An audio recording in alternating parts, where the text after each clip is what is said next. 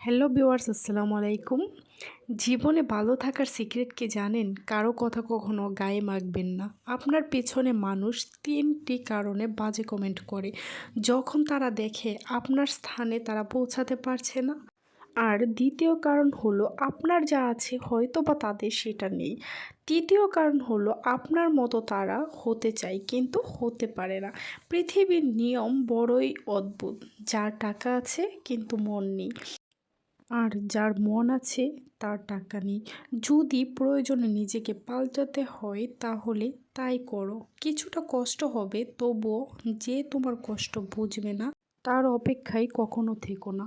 যারা বেশি কথা বলে তাদের মধ্যে ভেজাল কম, কিন্তু তারা ভেজালে পড়ে বেশি।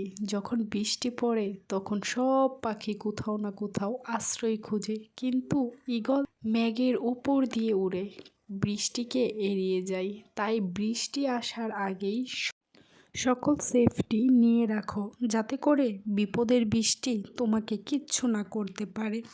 কাউকে মনের ক্ষতস্থানটি দেখাতে হয় না, কারণ ক্ষতস্থানটি সারাবার মলম না থাকলেও কিন্তু কাটা গায়ে ছিটানোর জন্য লবণ ঠিকই থাকবে।